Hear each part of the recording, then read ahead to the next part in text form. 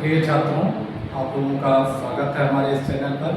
हम ये हड़प्पन सिविलाइजेशन का तीसरा पार्ट है और आप लोग लाइक, सब्सक्राइब और शेयर करना ना भूलें। तो अब हम पाठ का आरम्भ करते हैं। ये हड़प्पन सिविलाइजेशन का तीसरा पार्ट पढ़ाने जा रहा हूँ। Houses. The main characteristics of houses were the following. Houses के जो मेन कैरेक्टरिस्टिक्स थे वो नीचे दिए जा रहे हैं। हड़प्पन सिविलाइजेशन के हाउसेज कैसे बने हुए थे, उनकी विशेषताएं क्या थीं, इस बारे में यहाँ बताया जा रहा है। The residential buildings were built according to a set plan on a high mound in order to protect them from floods. Their foundation were deep. जो रहने के लिए जो घर बनाए जाते थे वह ऊंचाई पर बनाए जाते थे। अकॉर्डिंग टू एक निश्चित प्लान के आधार पर ऊंचाई पर बनाए जाते थे, जिससे कि बाढ़ आने पर कोई दिक्कत ना हो, कोई खतरा ना रहे प्रोटेक्ट करने के लिए, फ्लड से प्रोटेक्ट करने के लिए। तो देयर फाउंडेशन वर डीप, और उनकी जो नींव होती थी उसको गहराई में रखा जाता था, जिससे कि उखड़ने न पाए भूकंप या फ्लड से। There were variation in the size of house के साइज में वेरिएशन मिलता था, छोटे बड़े हर तरह के होते थे। From single room tenements to bigger houses with courtyards. मतलब एक सिंगल रूम का घर के साथ साथ बड़े बड़े घर जिनके चारों तरफ अहाते बने हुए थे। अप टू 12 रूम्स, और 12 कमरे तक हुआ करते थे। प्राइवेट वेल अलग से, कुआं एंड टॉयलेट अलग से। तो ये सारी व्यवस्थाएं भी बड़े घरों में हुआ करती थी। Each house had covered drains. Her house में ड्रेन की व्यवस्था थी, पानी निकलने की व्यवस्था दी गई थी। कनेक्टेड विद स्ट्रीट ड्रेन्स, जो गलियों के ड्रेन में जाकर जुड़ी हुई थी, जैसा आजकल के शहरों में होता है। The entrance to the houses were from the narrow lanes. घर में घुसने का जो रास्ता होता था वो सकरी गैलरी के माध्यम से होता था। Which cut the streets at right angles, जो गलियों में राइट एंगल पर कट होता था, मतलब 90 डिग्री का बना हुआ होता था, मतलब एकदम गलियों के सामने। The kitchen was placed in the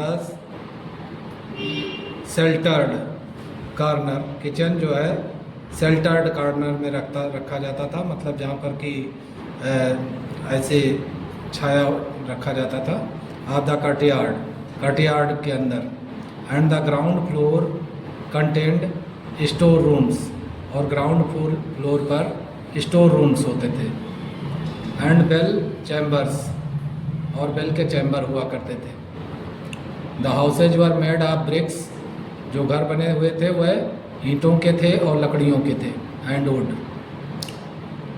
the each house had doors, हर घर में दरवाजे, खिड़कियाँ और रोशनदान, वेंटिलेटर्स की व्यवस्था की गई थी।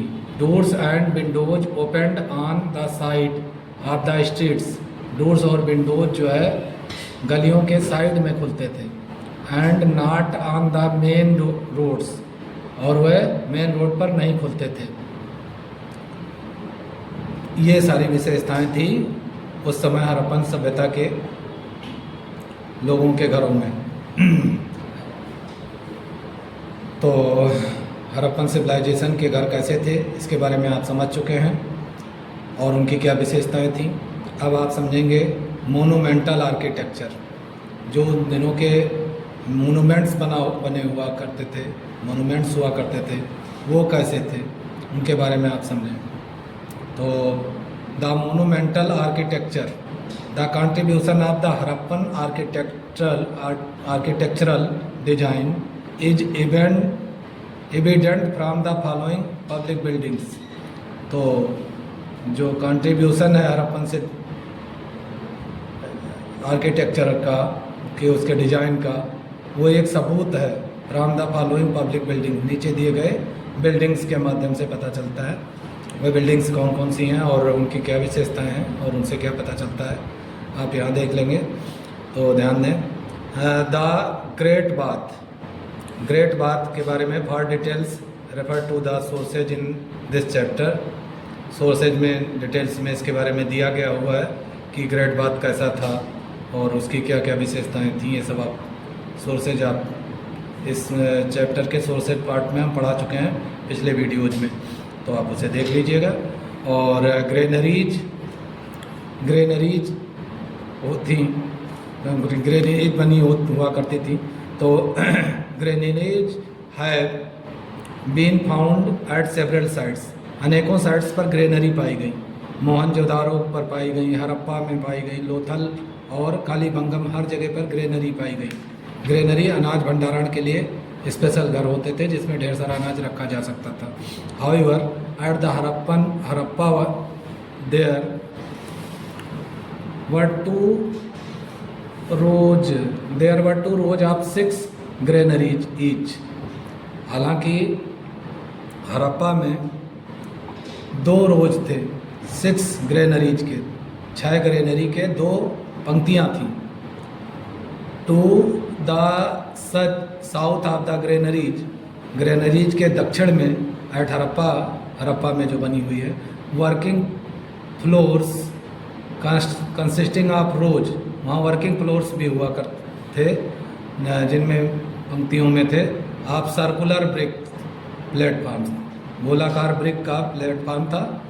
वर डिस्कवर्ड, ये भी वहाँ खोजा गया कि वहाँ पर उस पर भी कुछ काम हुआ करते थे। इट इज़ बिलीव्ड, ऐसा विश्वास किया जाता है that these floors were meant for threshing grain, कि ये फ्लोर्स जो है ग्रेन की थ्रेसिंग करने के लिए अर्थात मड़ाई करने के लिए हुआ करता था। Because wheat and barley grains were found in the crevices, क्योंकि इनके जो छोटे छोटे गड्ढों में बार्ली और बीट के दाने पाए गए हैं ऑफ द फ्लोर्स के। तो 2 roomed barracks which possibly accommodated laborers have also been found at Harappa. 2 room barracks के 2 रूम्स वहाँ थे। 2 रूम्ड बैरक्स, 2 रूम के बैरक्स भी वहाँ पाए गए हैं, जो शायद विच पॉसिबली अकोमोडेटेड लेबरर्स, जो लेबरर्स को शायद दिए गए थे, have also been found at Harappa, ये हड़प्पा में पाए गए हैं। The location of Harappa near the river Ravi, जो लोकेशन है हड़प्पा का रावी नदी के किनारे, सजेस्ट, वो इस बात का सुझाव देता है दैट हड़प्पा का जो लोकेशन है वो रावी नदी के किनारे है। ये खास बात यहाँ है। तो ये हमें ये सुझाव देता है that food grains were brought to this place by boat, कि फूड ग्रेन्स जो है इस जगह पर बोट के माध्यम से लाए जाते थे, ठीक है, नावों के माध्यम से लाए जाते थे। It was built on the raised platform, ये उभरे हुए प्लेटफार्म यानी थोड़ा ऊंचाई के प्लेटफार्म पर रखे जाते थे। To protect it from floods, जिससे कि इसको फ्लड से बचाया जा सके, बाढ़, जो नदियों में बाढ़ आती थी वो उससे बचाया जा सके। The granary had ventilation to prevent grains, granary में वेंटिलेशन किया गया था जिससे कि ग्रेन्स को प्रिवेंट किया जा सके, बचाया जा सके फ्रॉम बिकमिंग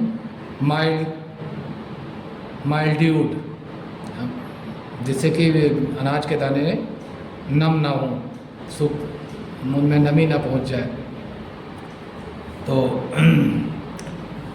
अब आप ग्रेनरीज के बारे में समझ चुके हैं, यानी कि वहाँ के जो मोनूमेंटल आर्किटेक्चर हैं उनको आप समझ चुके हैं कि उनमें दो मोनूमेंटल आर्किटेक्चर स्पेशली पाए गए हैं, the great bath and granaries. अब ट्रेड के बारे में आप समझ लें कि वहाँ पर ट्रेड, उद्योग धंधे, बिजनेस कैसे चलते थे, क्या थे। तो trade, the elaborated social structure, विस्तृत सामाजिक ढांचा जो था वहाँ का, and standard of living confirmed, कि स्टैंडर्ड ऑफ लिविंग उनके लोगों का जो रहन सहन का स्तर था, by a presence of granaries, वो ग्रेनरीज के प्रेजेंस से ही पता चल जाता है। न्यूमरस सील्स, और बहुत सारे सील्स जो प्राप्त हुए हैं, मुहरें, यूनिफॉर्म स्क्रिप्ट, और उस पर कुछ लिखी हुई चीज़ें जो पाई गई, और एंड रेगुलेटेड बेड्स, और एक निश्चित बेड जो सभी के लिए थे, and measures in a wide area, एक बड़ी विस्तृत एरिया में पाए गए, इंडिकेट, इस बात का इशारा करते हैं, the existence of highly developed system of trades, ये दिखाता है कि वहाँ हाईली डेवलप्ड सिस्टम था ट्रेड का, बिजनेस का। देयर इज अबंडेंट एविडेंस, वहाँ ढेर सारे सबूत मिलते हैं, that the Harappans trade not only with other parts of India, कि जो हड़प्पा का ट्रेड था, बिजनेस था, एक जगह से दूसरी जगह सामान का आदान प्रदान था, वो केवल भारत में ही नहीं, but also with many countries of Asia, बल्कि भारत के दूसरे कंट्रीज में भी होता था। इंटरनल ट्रेड जो होता था वो कैसे होता था, तो इंटरनल ट्रेड के बारे में बता रहे हैं, हमारे देश के अंदर जो बिजनेस होता था। The Harappans carried on considerable trade in stone, metal, shell etcetera. तो हड़प्पन्स जो है वो कैरी आउट करते थे, मतलब बिजनेस करते थे। तो the Harappans carried on considerable trade इन, तो किन किन चीज़ों का वो बिजनेस करते थे, किन किन चीज़ों को खरीदते बेचते थे, आदान प्रदान करते थे, वो यहाँ बताया गया है कि स्टोन का करते थे, मेटल्स का करते थे, सेल्स का करते थे, ये सब है etcetera. Within the Indus civilization zone, Indus civilization zone मतलब इंडस वैली के जोन में के अंदर भी इनका चलता रहता था। सिंधु घाटी के सभी सभ्यताओं के बीच आदान प्रदान होता रहता था।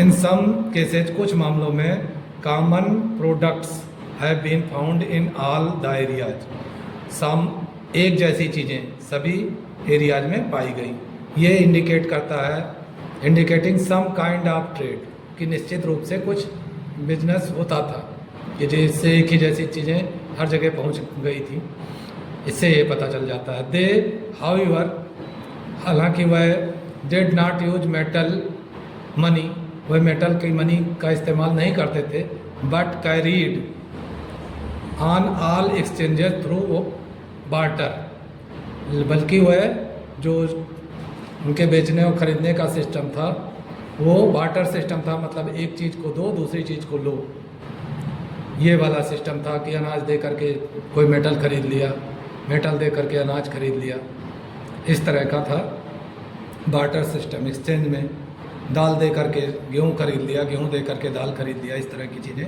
बार्टर सिस्टम कहलाती हैं जब इस तरह का एक्सचेंज होता है। तो दीज सिटीज लाइक मोहनजोदारो, ये शहर जैसे कि मोहनजोदारो है, हड़प्पा है और लोथल है, were important centres of for metallurgy, ये इम्पॉर्टेंट सेंटर्स थे मेटालर्जी के, metallurgy producing tools and weapons as well as kitchen ware and other objects for wide distribution. तो बहुत दूर तक चीज़ें फैली हुई थी, और जिन चीज़ों का बनता था मेटालर्जी के सामान, मतलब मेटल्स और उनके मिक्सचर से बनने वाले सामान, जो जिनमें शामिल थे कुछ टूल्स, वेपन्स, और इसके साथ साथ किचन के सामान और दूसरे ऑब्जेक्ट्स फॉर वाइड डिस्ट्रीब्यूशन, दूर दूर तक इनका खरीदा बेचा जाता था। Rice seems to have been imported to Punjab from Gujarat. Rice का लगता है कि गुजरात से गुजरात वालों से पंजाब वाले राइस की खरीदारी करते थे। Rice seems to have been imported to Punjab from Gujarat. Lothal and Surkotada provided cotton. Lothal और सुरकोट टाटा जो है वो काटन को प्रोवाइड करते थे। Provided cotton for the expanding township, जो विस्तृत फैल रहा कस्बा था, उसमें जो है काटन को पहुंचाने का काम लोथल और सुरकोटडा से होता था। आप मोहनजोदारो के जो दो नगर थे, तो हरप्पा बनावाली एक्सेट्रा इन सब में भेजा जाता था। लोथल और सुरकोटडा से काटन का भेजा जाता था, बेचा जाता था। तो बालाकोट एंड बालाकोट और Chanhudaro were centres for bangle making. Balakot और चन्हूडारो जो है सेंटर थे चूड़ियों के बनाने के। लोथल और Chanhudaro were centres for the manufacturing of beads. तो लोथल और चानहुडारो में बीड्स का मैन्युफैक्चरिंग होता था। External trade. अब इंटरनल ट्रेड के बारे में आप समझ चुके हैं कि कहाँ से सामान कहाँ खो जाता था, ये सब बता दिया गया। अब आपको एक्सटर्नल ट्रेड के बारे में बताया जा रहा है, समझें। तो बिसाइड्स इंटरनल ट्रेड के अतिरिक्त the Harappans also had commercial contact with their western neighbours. तो जो हरप्पन्स थे उनका केवल इंटरनल ट्रेड ना होकर के बाहरी लोगों से भी कमर्शियल कॉन्टैक्ट था। पश्चिम के पड़ोसी देशों से भी कॉन्टैक्ट था। लोथल, सुरकोटडा और Balakot were some of the important trading coastal towns. ये कुछ महत्वपूर्ण ट्रेडिंग कोस्टल टाउन्स थे। Which carried on trade with Mesopotamia, जो मेसोपोटामिया से ट्रेड करते थे, बिजनेस करते थे। And other West Asian sites, और दूसरे वेस्ट एशिया में जो भी साइट्स रहे होंगे उनसे ये लोग बिजनेस करते थे। They had also set up a trading colony. उन्होंने एक ट्रेडिंग कॉलोनी भी बना रखी थी इन नॉर्दर्न अफगानिस्तान, बीच अफगानिस्तान के उत्तरी पार्ट में, which facilitated trade with Central Asia, जो सेंट्रल एशिया के साथ ट्रेड करने में सुविधा प्रदान करता था।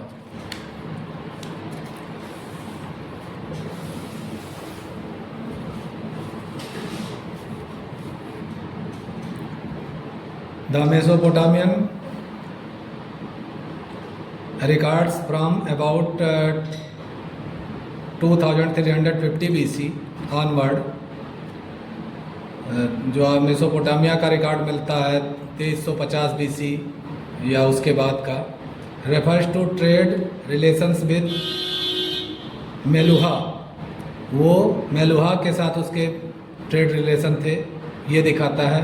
विच was the ancient name given to the Indus region, जो प्राचीन नाम था जो इंडस रीजन को दिया गया था। तो इंडस रीजन का जो प्राचीन नाम था वो मेलुहा था, MELUHA, Meluhha. The Mesopotamian text refer to two intermediate trading stations. जो मेसोपोटामिया के टेक्स्ट हैं वो इस बात की ओर इशारा करते हैं कि 2 इंटरमीडिएट ट्रेडिंग स्टेशंस थे, 2 जुड़े हुए ट्रेडिंग स्टेशन थे जिनका नाम था कॉल्ड डेलमुन एंड माकन।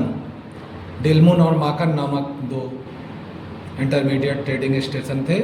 बीच ले बिटवीन मेसोपोटामिया, जो मेसोपोटामिया के बीच, एंड मेलुहा के बीच स्थित थे। मेलुहा के बीच बिजनेस का ट्रेड का काम करवाते थे। उन दोनों का नाम जो इंटरमीडिएट ट्रेडिंग स्टेशंस के नाम हैं वो है Dilman and Maken.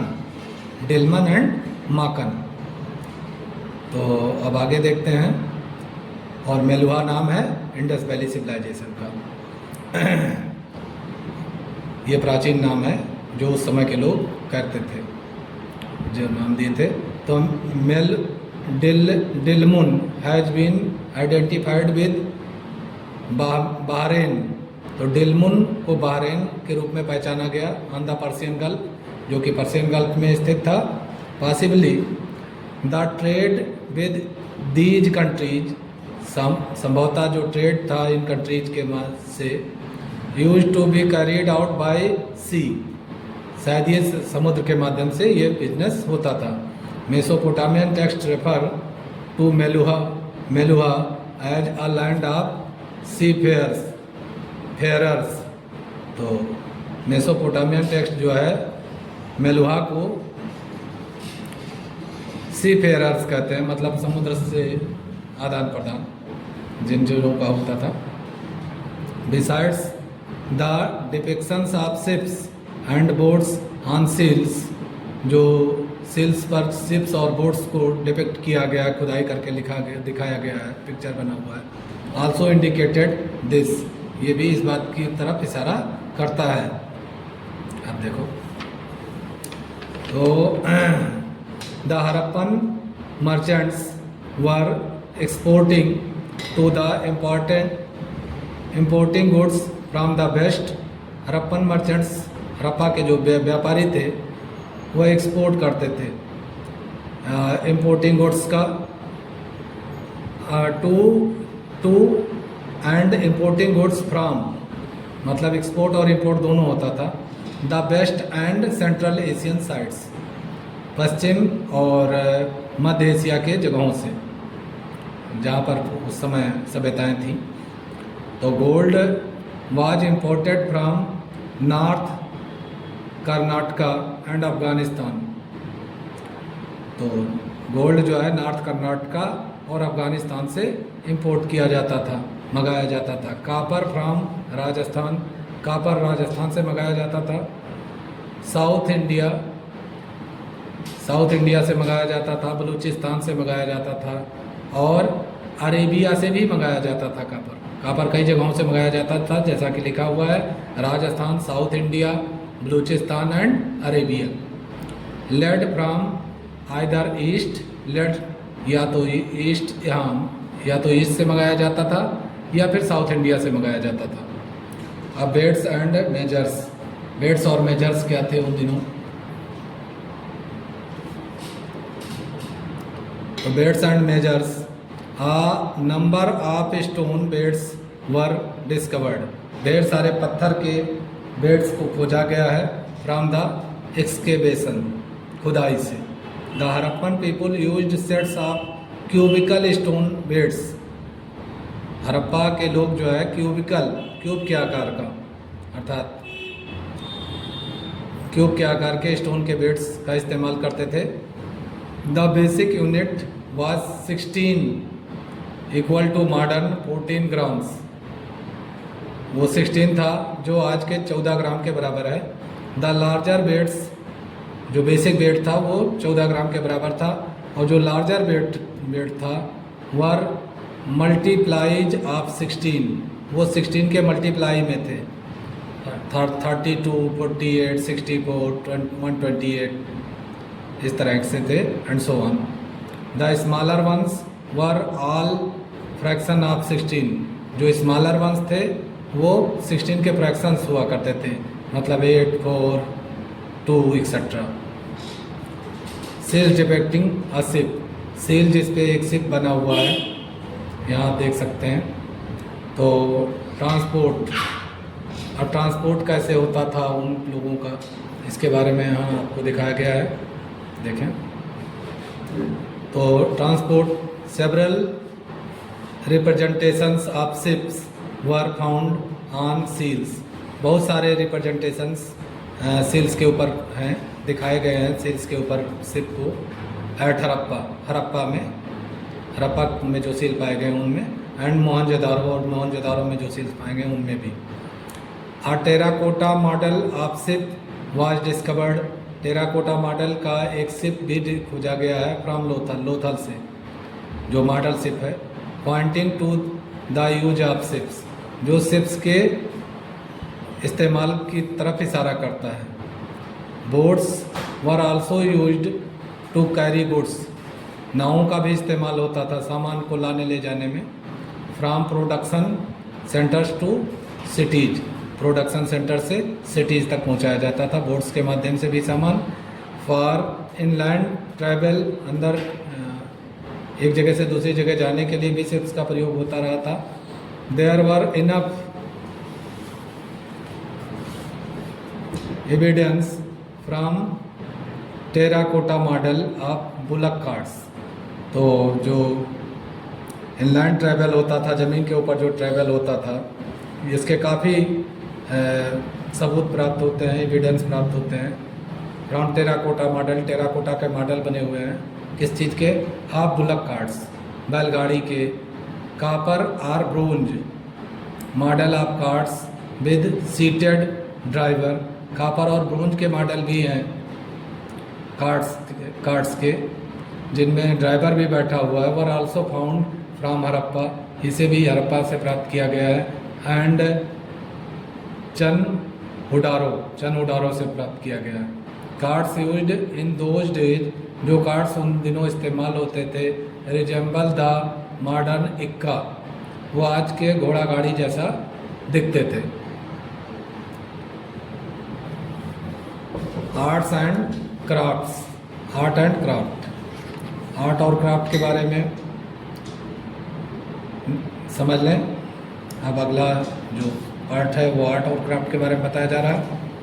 All the works of Harappan art, जो हरप्पन आर्ट के सारे वर्क हैं, including figurines of clay and terracotta, जो फिगर्स मिले हैं क्ले पर, चाहे वो कच्ची मिट्टी पर मिले हों या टेराकोटा पर मिले हों, स्टोन पे भी मिले हैं, एंड ब्रोंज स्कल्पचर, और ब्रोंज पर भी बने हुए कुछ पिक्चर या मूर्तियाँ मिली हैं। सील्स एंड बीड्स, सील्स और बीड्स पर भी मिले हुए हैं।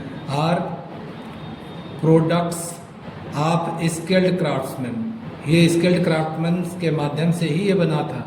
अगर वो लोग स्किल्ड ना होते तो फिर ऐसी चीज़ें बन कैसे पाती। ये सबूत इस बात का है। और a piece of woven cotton was discovered, बुने हुए काटन का एक टुकड़ा भी पाया गया है, खोजा गया है, फ्रॉम मोहनजोदारो से। And textile impressions were found on several objects, और टेक्सटाइल के इम्प्रेशन मतलब कि कपड़ों के सिल जैसे कपड़े उस पर काफ़ी दिनों तक चिपके रहे हों, ऐसा चीज़ें वहाँ पर कई चीज़ों पर पाया गया है। ये दिखाता है this shows weaving was an important craft, कि वीविंग बुनाई एक महत्वपूर्ण क्राफ्ट था उन दिनों का। The Harappans practised boat making, Harappa के लोग बोट बनाने का काम करते थे, सील बनाने का काम करते थे, और टेराकोटा के आर्टिकल्स बनाने का काम करते थे, और इम्पॉर्टेंट क्राफ्ट्स, ये उनके इम्पॉर्टेंट क्राफ्ट्स थे। The subjects portrayed on the seals, वह चीज़ें जो सील्स पर दिखाई गई हैं, एंड टेराकोटा के फिगर्स पर दिखाई गई हैं, इंक्लूड ह्यूमन बीइंग्स, उनमें ह्यूमन बीइंग्स भी शामिल हैं, एनिमल्स और बर्ड्स भी हैं। The human figurines were shown bearing heavy ornaments, जो ह्यूमन फिगर्स हैं देखा गया कि वो खूब सारे गहने पहने हुए हैं, एंड ज्वेलरी, और ज्वेलरी पहने हुए हैं, एंड एलेबोरेटेड हेड गियर, और ताज पहने हुए हैं, सिर पर हेड गियर पहने हुए हैं अर्थात ताज पहने हुए हैं। Among the inanimate objects, the most common मिले हुए ऑब्जेक्ट्स में जो सबसे ज़्यादा कॉमन है वह terracotta model of bullock cards. वो टेराकोटा मॉडल का बुलक कार्ड है और प्लाउज और हल है। तो gold Smiths made jewellery of silver. Gold Smith जो होते थे उन दिनों के, जो सुनार हुआ करते थे, वह सिल्वर की ज्वेलरी बनाते थे, गोल्ड की और प्रेशियस स्टोन्स की ज्वेलरी बनाते थे। The Harappans also new the art of bead making. और बीड मेकिंग की कला में भी वह हड़प्पा के लोग निपुण थे। Harappans produce their own characteristics pottery. Harappa के लोग अपने खास विशेषताओं वाली बर्तन भी बनाते थे। Which was made glossy and shining, जो चमकदार और मजबूत होते थे। अर्थन वेसल्स एंड पॉटरी, मिट्टी के बने हुए भी बर्तन और पॉटरी भी मिले हैं। Crafted on the potter's wheel, जो पॉटर्स व्हील भी क्राफ्ट किया गया वहाँ दिखा है। Were decorated with black geometrical designs, वो उनको डेकोरेट किया गया है काले रंग के ज्योमेट्रिकल डिजाइंस में। द अर्थात triangular, rectangular etcetera. The large jars with narrow neck, बड़ा सा जार जिसकी गर्दन पतली है। एंड रेड पॉट्स, और लाल रंग के बर्तन विद ब्लैक डेकोरेशन, जिसके ऊपर काला सजावट है। Bear evidence of their artistic skill, ये उनके कितने वो आर्टिस्टिक स्किल वाले थे, कितने निपुण कलाकार थे, इस बात को दिखाते हैं। स्कल्पचर्स के बारे में आप समझ लें। अभी तक आर्ट के बारे में समझ लिया है, आर्ट का ही ये पार्ट है स्कल्पचर। तो sculpture, the Harappan artists were skilled sculptures. तो हड़प्पा के जो आर्टिस्ट थे वो स्कल्पचर में भी खूब निपुण थे। There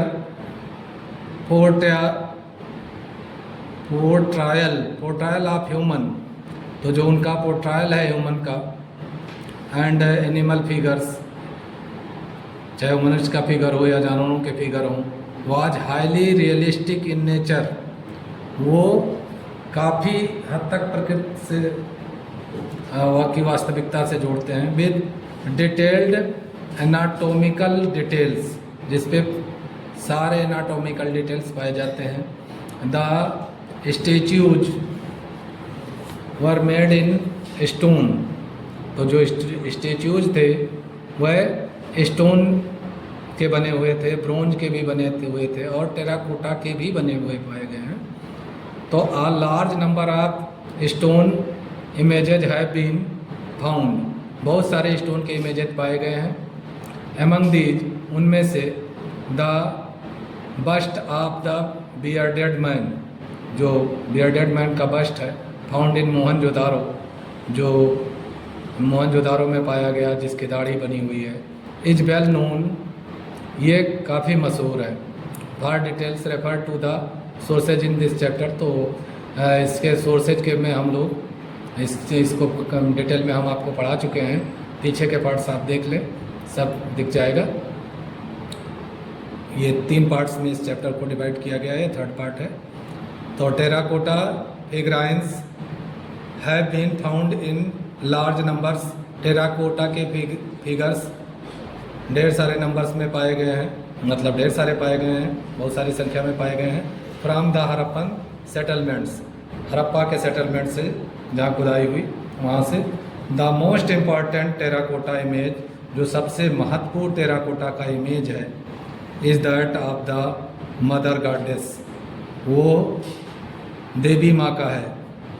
besides there are a few figurines of bearded males, वहाँ 2 फिगर्स हैं जो जिसमें दाढ़ी वाले मेल भी हैं।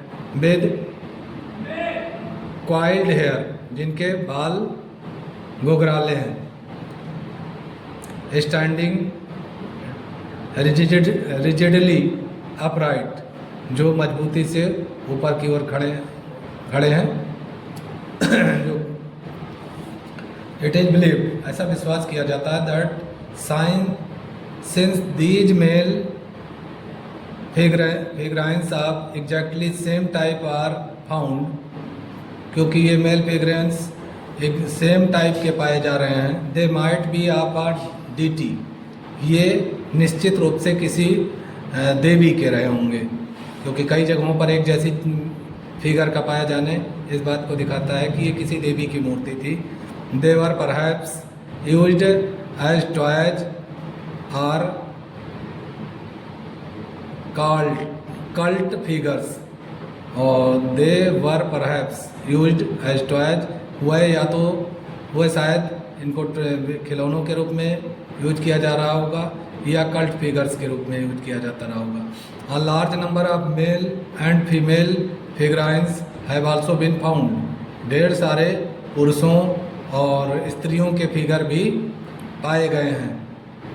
The art of bronze casting was prevalent on a wide scale, तो ब्रोंज के चीज़ों के निर्माण की कला जो है बहुत विस्तृत क्षेत्र में पाई गई है।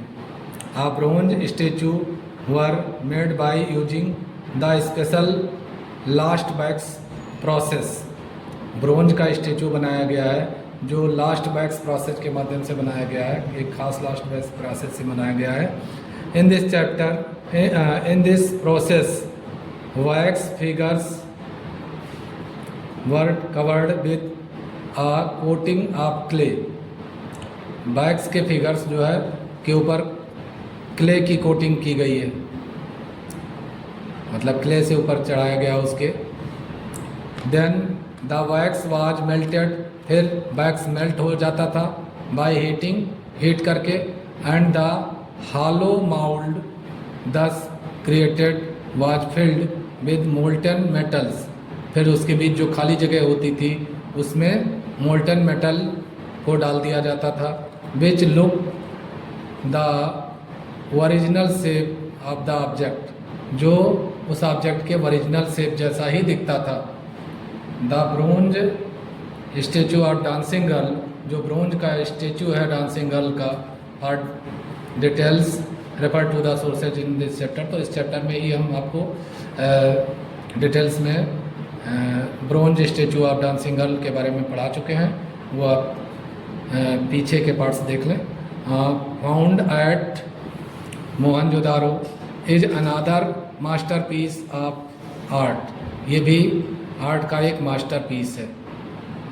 बिसाइड्स द डांसिंग गर्ल के अतिरिक्त a number of bronze figures of animals, bronze के बहुत सारे फिगर्स जानवरों के, बफेलो के और रैम्स के, एंड स्टोन मॉडल्स, और स्टोन के models of carts have been unearthed, खुदाई करते समय पाए गए हैं। ड्रेस, वहाँ के लोग कैसे कपड़े पहनते थे इस बारे में भी सबूत मिले हैं, जो उसके बारे में बताया जा रहा है। The Indus valley man used to wear a dhoti, Indus valley के लोग जो है सामान्यतः धोती पहनते थे। As is depicted on the potsherd from Harappa, potsherd में हरप्पा के जैसा कि खुदाई में मिला है। दे और अ साल, वह एक साल ओढ़ते थे। एज एन अपर गारमेंट, जो ऊपर के गारमेंट के रूप में वो साल ओढ़ते थे और नीचे धोती पहनते थे। As shown in the famous figure of priest, जो पेरिस्ट का फिगर मिला है, मशहूर फिगर है, फ्रॉम मोहनजोदारो में। द वुमेन और आ स्कर्ट, जो औरतें थीं वो स्कर्ट पहनती थीं। And used to cloak to cover arms and shoulders, और सामान्यतः हाथ और कंधों को ढक कर रखती थी। The discovery of needles and buttons की जो और नीडल्स की जो डिस्कवरी हुई एट सम साइट्स, कुछ जगहों से, सो दिखाता है that at least some of the clothes were stitched, निश्चित रूप से कुछ कपड़े सिले भी जाते थे। अब ऑर्नामेंट्स के बारे में, ornaments were own by both man and women. गहने पुरुष और औरत दोनों पहनते थे। Some of the common ornaments वर नेकलेसेज। जो कॉमन ऑर्नामेंट थे वो नेकलेस था, फिंगर रिंग्स थी, बैंगल्स और आर्मलेट्स थे, एंकलेट्स थे, नोज रिंग्स थे और फैन शेप्ड हेड ड्रेस थे। फैन के शेप का हेड ड्रेस था एंड ईयरिंग्स और कानों में पहनने की बालियाँ थीं। तो जैसा कि आप समझ ही गए हैं इंग्लिश में, फिर भी नेकलेस, फिंगर रिंग्स अंगूठी, बैंगल्स, चूड़ियाँ, आर्मलेट्स, बाजूबंद, एंकलेट जो कड़े और नोज रिंग्स, नथुनी जो होती है, fan shaped head dress, fan के शेप का हेड ड्रेस और कानों में पहनने वाली ईयरिंग्स, ये सब चीज़ें पाई गई हैं। दे वर मेड ऑफ गोल्ड। और ये चीज़ें जो है सोने की बनी थी, सिल्वर की बनी थी और प्रेशियस स्टोन्स की बनी थी और फिर हाथी दांत के बने हुए थे। सोना, चांदी, कीमती पत्थर और हाथी के दांतों से बने हुए हैं। तो टॉयज एंड अम्यूजमेंट्स, खिलौने और मनोरंजन के साधन। तो people played gamers and had many other forms of entertainment. तो लोग जो है गेम्स खेलते थे एंड उनके पास दूसरे भी इंटरटेनमेंट के साधन थे, दूसरे भी मनोरंजन के साधन थे। दे प्लेड डाइस, वह डाइस खेलते थे एंड वेंट ऑन हंटिंग और शिकार पर जाते थे एंड फिशिंग, मछली पकड़ने जाते थे, एक्सपेडिशन पर जाते थे। देयर मेन म्यूजिकल इंस्ट्रूमेंट्स वर, उनके जो मेन म्यूजिकल इंस्ट्रूमेंट थे वह थे ड्रम और लायर, मतलब तबला और ढोलक। टॉयज ऑफ बर्ड्स, चिड़ियों के खिलौने, एनिमल्स के फिगर्स के खिलौने, कार्ड्स एंड बिसल्स, कार्ड्स के खिलौने पाए जाते हैं और वो सीटी पाई जाती है, बिसल पाई जाती है और आल्सो मेड, ये भी बनाए जाते थे उन दिनों। अब decline of the Harappa civilization, civilization ख़त्म कैसे हुई इसके बारे में लोगों का क्या मत है और उसके बारे में हम यहाँ डिस्कस करेंगे। The Harappan civilization declined some time around 1800 BC। तो हड़प्पा की सिविलाइजेशन की समाप्ति लगभग 1800 ईसा पूर्व हुई, मतलब आज से लगभग 4000 साल पहले, 3800 साल पहले हुआ। Some of the likely causes for the decline are the following. तो उसके जो कारण हैं, causes, some of the likely causes, जो संभव हैं कागजेज की डिक्लाइन का क्या कारण रहा होगा, वो नीचे दिए जा रहे हैं। फ्लड्स एंड अर्थक्वेक्स, शायद फ्लड, बाढ़ या फिर भूकंप इसका कारण रहा होगा। It is held by some scholars that flood in Mohenjodaro led to the abandonment, कि मोहनजोदाड़ो में जो बाढ़ आई इसी के कारण वहाँ की जगहों को छोड़ दिया गया। ऑफ दिस सेटलमेंट, इस सेटलमेंट को छोड़ा गया। They have inferred this from the fact, तो उन्होंने इस नतीजे पर, इस तथ्य से पहुँचे हैं that the houses of and streets at Mohenjodaro, Mohenjodaro के जो घर हैं और गलियां हैं, were found covered with silty clay, उन पर सिल्टी क्ले से ढका हुआ पाया गया। Left by the flood waters, जो फ्लड वाटर्स के द्वारा छोड़ा गया है वहाँ पर। Which had submerged the streets, जिसने गलियों को डुबो दिया, एंड हाउसेज और घरों को भी डुबो दिया। The people of Mohenjodaro again built up houses, Mohenjodaro के लोगों ने फिर घर बनाए, and streets on the top of debris, और गलियों को डेब्रिस के टॉप पर बनाया, अर्थात सिटाडेल पर बनाया। ऑफ द प्रीवियस बिल्डिंग्स, जो पुरानी बिल्डिंगें थीं उन घरों के ऊपर घर बनाया, जिससे कि दोबारा बाढ़ आने पर उनके घरों को ना गिरा सके। After the floods had receded, जब फ्लड ख़त्म हो गया तो उसी घर के ऊपर घर बनाया गया। बट अ टाइम केम, लेकिन एक ऐसा समय आया when the impoverished हरप्पन्स, जो फलते फूलते हरप्पन्स थे, एट मोहनजोदारो के पास, could not take it anymore, इसे ज़्यादा दिनों तक नहीं रख सके, and simply abandoned the settlement, और उन लोगों ने पहले तो घर बनाए लेकिन बाद में उन्होंने उस सेटलमेंट को ही छोड़ दिया। According to the famous hydrologist R.L. Raikes, तो R.L. रेक्स जो मशहूर पानी से संबंधित कार्यों के लिए हैं, such flooding could not be the result of normal flooding, इस तरह की फ्लोडिंग नॉर्मल फ्लोडिंग का रिजल्ट नहीं थी। इन द रिवर इंडस में जो नॉर्मल फ्लोडिंग होती और उससे होता, ऐसा नहीं था। Earthquakes might have raised the level of the flood plains, earthquakes ने निश्चित रूप से जो लेवल था फ्लड प्लेन्स का उसे काफ़ी ऊपर उठा दिया था। This uplift of the plain to the Indus block the passage, तो इस तरह से उसके जो इंडस के प्लेन्स थे जो जब ऊपर आए तो रास्ते बंद हो गए, ऑफ द रिवर, नदी के, टू द सी, समुद्र में जाने का रास्ता बंद हो गया नदियों का, एंड द रिस्किंग वाटर, और जो राइजिंग वाटर था, water level of the river का जो वाटर लेवल था, led to the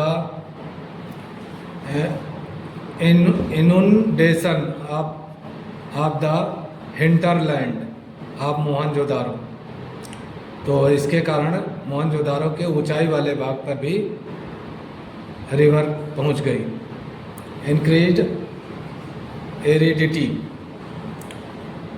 increased aridity के बारे में आप समझें। अकॉर्डिंग टू, दूसरा कारण है इंक्रीज्ड एरिडिटी, और वो क्या है उसके बारे में हम यहाँ समझा रहे हैं। According to the renowned historians, कुछ मशहूर इतिहासकारों के आधार पर, जैसे D.P.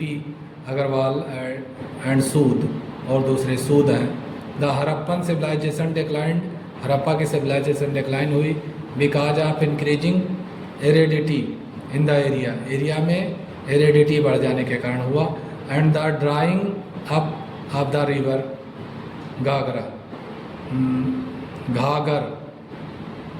घाघर नदी का सूख जाने के कारण हुआ। मतलब क्या हुआ कि सूखा पड़ जाने के कारण हुआ। Sutlej and Yamuna used to be the tributaries of the river Ghaggar, तो सतलुज और यमुना जो है सहायक नदियाँ थीं घाघर नदी की, and because of some tectonic disturbances, कुछ टेक्टोनिक डिस्टर्बेंस के कारण, अर्थक्वेक के कारण, द सतलेज स्ट्रीम, जो सतलज की स्ट्रीम थी, was captured by the Indus river, ये इंडस रिवर में चली गई, and the Yamuna shifted east to join the Ganges, और यमुना शिफ्ट होकर के गंगा नदी में से मिल गई। This change left the घाघर waterless, इसी कारण घाघर नदी वाटरलेस हो गई, उसमें पानी ही नहीं जाने लगा। The ecological disturbance caused by the increased aridity, ecological disturbance जो हुआ, ये इकोलॉजी में जो डिस्टर्ब हुआ एरिडिटी के कारण हुआ, कि मतलब वहाँ पानी की कमी पड़ गई। And shift in the drainage pattern, और लोग शिफ्ट होकर के ड्रेनेज पैटर्न में चले गए, ऐसी जगह चले गए जहाँ पानी की उपलब्धता हो। Led to the decline of Harappan civilization, जिसके कारण हड़प्पन सिविलाइजेशन वहाँ का अंत हो गया। पानी की कमी के कारण हड़प्पन सिविलाइजेशन का अंत हो गया। तीसरा जो कारण है मतलब सूखा को यहाँ मेन कारण बताया गया है, एरिडिटी, सूखा। तो द डिफॉरेस्टेशन मतलब कि जंगलों का कटान कहा जा रहा है। Since Indus valley civilization was a bronze age civilization, चूँकि इंडस वैली सिविलाइजेशन एक ब्रोंज एज सिविलाइजेशन थी।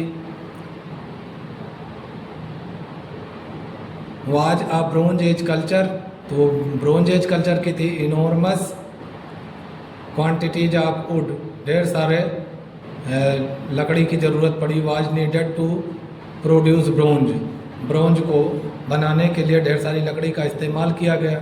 Would was also needed to produce jewellery, jewellery बनाने के लिए भी लकड़ी की ज़रूरत थी। लकड़ी को जलाकर ही जो ज्वेलरी बनाते रहे होंगे। टू बेक ब्रिक्स, ब्रिक्स को पकाने में लगता रहा होगा। पॉटरी को के लिए भी लकड़ी की ही ज़रूरत पड़ती रही होगी।